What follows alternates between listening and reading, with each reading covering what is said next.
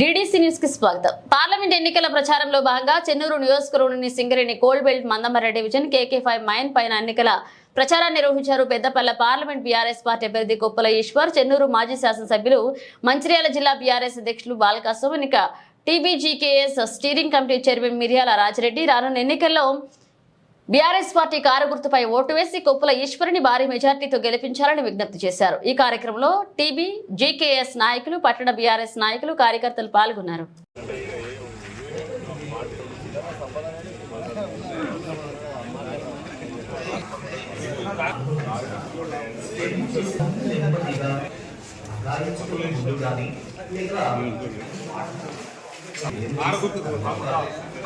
నిమిషాల వరకు ఎవరు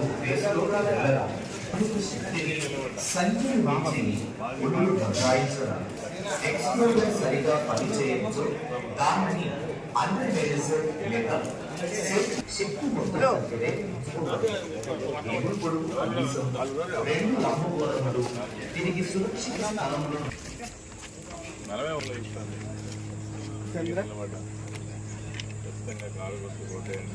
మీరు మీ యూత్ బ్యాచ్ మొత్తం అన్న చూపించాలి.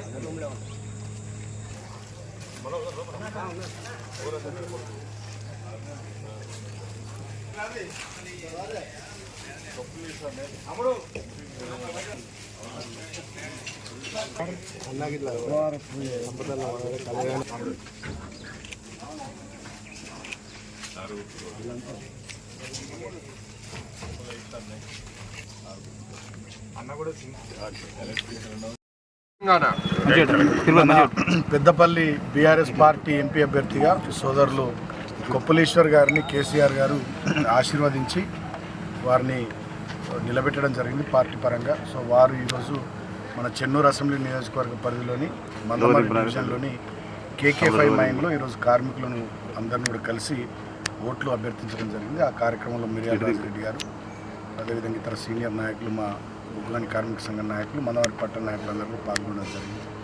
కార్మికులందరికీ ఒకటే విజ్ఞప్తి, ఈ ప్రాంత ప్రజానికి విజ్ఞప్తి, మొదటి నుండి కార్మిక నాయకుడిగా, కార్మికుడిగా ఈ ప్రాంతంలో ప్రజలందరికీ సుపరిచితుడిగా ఉన్నటువంటి కొప్పులీశ్వర్ గారు సుదీర్ఘమైనటువంటి రాజకీయ నేపథ్యం ఉన్నటువంటి వ్యక్తి, గతంలో ఉద్యమాలు చేసినటువంటి వ్యక్తి, అదేవిధంగా చీఫ్ విప్గా, ఎమ్మెల్యేగా, మంత్రిగా పాలనాపరమైనటువంటి అనుభవం ఉన్నటువంటి వ్యక్తి. రేపటి రోజున కార్మికుల సమస్యలు పరిష్కరించాలంటే కేంద్ర రాష్ట్ర ప్రభుత్వాల మెడలు వంచడానికి, ఎంత దూరమైన పోవడానికి, ఏ రకమైనటువంటి పోరాటాలకైనా సిద్ధపడేటటువంటి, పనిచేసేటటువంటి ఒక పోరాటాల బిడ్డ, ఉద్యమకారుడు. కాబట్టి వారిని గెలిపించాల్సిందిగా సింగరేణి కార్మిక లోకానికి విజ్ఞప్తి చేస్తూ ఉన్నాం. పార్లమెంట్ ఎన్నికల సందర్భంగా ప్రధానంగా ఈ పెద్దపల్లి పార్లమెంటు పరిధిలో సింగరేణి కార్మికులతో పాటు ఇతర పరిశ్రమలో పనిచేస్తున్నటువంటి కార్మికుల యొక్క ప్రాబల్యం ఎక్కువ ఉంటుంది. కాబట్టి ఈరోజు సింగరేణి ప్రాంతంలో ఉన్నటువంటి KK5 మైన్లో మా సింగరేణి కార్మిక సోదరులందరినీ కూడా కలిసి వారిని రిక్వెస్ట్ చేయడం జరిగింది. రానున్నటువంటి పార్లమెంట్ ఎన్నికల్లో తప్పకుండా బీఆర్ఎస్ పార్టీ అభ్యర్థిగా, అదేవిధంగా కారు గుర్తుపై ఓటు వేసి గెలిపించాలని కోరడం జరిగింది.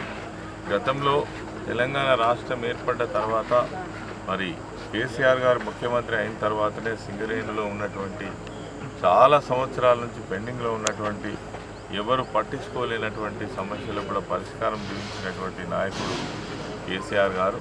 ఎందుకంటే సింగరేణి కార్మికులు అంటేనే కష్టపడి పనిచేసే అటువంటి కార్మికులు. సింగరేణి సంస్థలో పనిచేసే కార్మికులకు, వేరే సంస్థలో పనిచేసే కార్మికులకు స్పష్టమైన తేడా ఉంటుంది. ఎందుకంటే ఇది కష్టంతో కూడుకున్నటువంటి పని. కాబట్టే వాళ్ళకు మంచి సౌకర్యాలు ఉండాలి, వాళ్ళు మంచిగా ఉండాలి అనే ఉద్దేశంతో దాదాపుగా ఒక 10-15 ఇష్యూస్ వెంటనే పరిష్కారం చేయడంతో పాటు 20 సంవత్సరాల క్రితం వదిలేసినటువంటి డిపెండెంట్ ఎంప్లాయ్మెంట్ను కూడా తిరిగి పునరుద్ధరించినటువంటి నాయకుడు కేసీఆర్ గారు. అదేవిధంగా మహిళలకు ప్రవేశం కల్పించినటువంటి నాయకులు కేసీఆర్ గారు. ఇంకా కొన్ని సమస్యలు కూడా సింగరేణి సంస్థలో ఉన్నాయి. మా దిగిపోయినటువంటి కార్మికులకు పెన్షన్ సమస్య కావచ్చు, అదేవిధంగా వాళ్ళకు సంబంధించిన ఇంటి సమస్య కావచ్చు. కార్మికులు రోజు రోజుకు తగ్గిపోతూ ఉన్నారు. ఆ ప్లేసులలో ఉన్నటువంటి క్వార్టర్స్ కావచ్చు, స్థలాలు కావచ్చు, వాళ్ళకే ఇవ్వాలని రిక్వెస్ట్ చేస్తున్నప్పటికీ కూడా మన ప్రభుత్వం వచ్చిన తర్వాత ఇప్పటికే దాదాపు వేలాది మందికి ఇళ్ల స్థలాలు ఇప్పించినప్పటికీ ఇంకా ఆ సమస్య ఉన్నది. ఐటీ ఎగ్జామ్షన్ సమస్య ఉన్నది. అదేవిధంగా ఇంకా ఎవరైతే డిపెండెంట్ ఎంప్లాయ్మెంట్ తీసుకునేటువంటి వాళ్ళు ఉన్నారో వాళ్ళకు సూటబుల్ జాబ్ ఇవ్వాలనేటువంటిది కూడా ఒక డిమాండ్ ఉన్నది. మరి కాంట్రాక్ట్ కార్మికులు కూడా వేలాది మంది ఇందులో పనిచేస్తూ ఉన్నారు. వీరికి సంబంధించినటువంటి ఈ సమస్యలన్నిటికీ కూడా ఒక పరిష్కారం దొరికే విధంగా ఒక మంచి నాయకుడు కావాలనేటువంటి ఉద్దేశంతో కార్మికునిగా ఉన్నటువంటి గతంలో కార్మిక నాయకుడిగా పనిచేసినటువంటి ఇక్కడ ఉన్నటువంటి కార్మికుల కష్టాలు సుఖాలు తెలిసినటువంటి వ్యక్తిగా కేసీఆర్ గారు నన్ను నిర్ణయించడం జరిగింది. తప్పకుండా మీ అందరు సహకరిస్తే మీకు ఒక గొంతుకలాగా పనిచేస్తారని, మీకు ధైర్యాన్ని ఇచ్చే విధంగా పనిచేస్తారని